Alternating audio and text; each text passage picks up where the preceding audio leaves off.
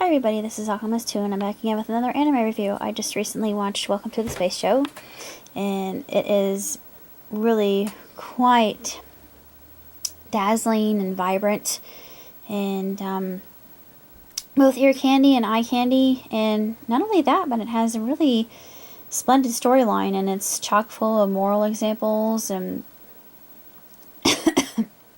object lessons that anybody can learn from. And I know that it's basically a children's film, but still, it's in and of itself, it's got that kind of storyline that you can just immediately become entranced with, because from the very beginning you're instantly hooked into the action and adventure that occurs with these characters. And I love all the characters, even the villain in this, actually the villains in this case. I even adore the villains, and the villains have a tragic backstory, and makes it all the more intriguing to watch and see the interactions of these characters. I'm not going to tell you what the story is about, but you've got Natsumi and Amane, and Natsumi is the elder and her friend is younger, and of course it talks about friendship and the the vicissitudes of that and the blessings thereof. And it's actually quite intriguing, the power of friendship and love and kindness and all these different virtues that are exemplified in these characters. And you just can't help but love these characters for it. And I like the way that they did this. And see, it's this kind of iridescent metallic cover, and it has the voices that are involved, the voice actors and actresses. And the back, you've got some shots of some of the animations, absolutely gorgeous. It's eye-popping. And of course, GKids, they put out some really high-quality stuff. I did my review of Letter to Momo before I even knew who GKids was. I did my review of Secret of the Kells, and this one is done by Koji Matsunari, and I really didn't know who that director was, but this is his debut, and I have to say, he's got a lot of talent, and he's in the same ranking as far as I would be concerned, as you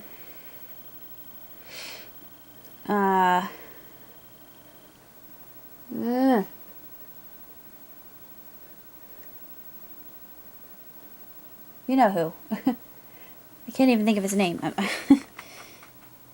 Miyazaki. Yeah, sorry, I couldn't think of his name. I thought, okay, I know who I'm talking about here. Duh. No, my favorite artist of all time. I can't even think of his name. I'm getting senile. But anyway, I think he's in the same kind of category. Well, he's different. His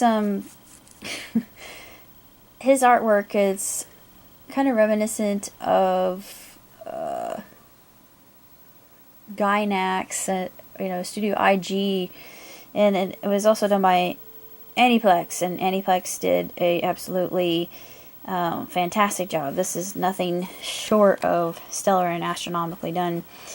And it's just about these kids having summer vacation, and they go to summer school thinking that they're going to just have a normal time of rest and relaxation, but everything gets turned on its ear, quite literally, when they go look for their school mascot, Pongichi.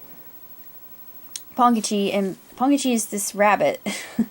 And you learn how Natsumi, she made a mistake with, she was overly confident, and it just says, there's this one part of responsibility, and there's just so many different things that can be learned from this movie. I think, even though it's marketed toward kids, I actually like it, and it gives me more perspective in being happy about being an otaku.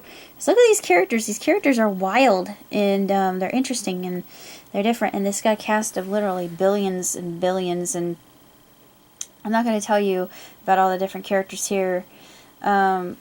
But I got my favorites. I'm not going to say who they are right at this moment.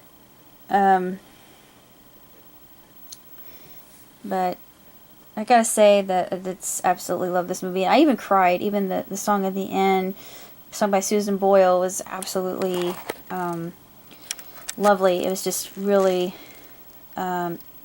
extraordinarily done.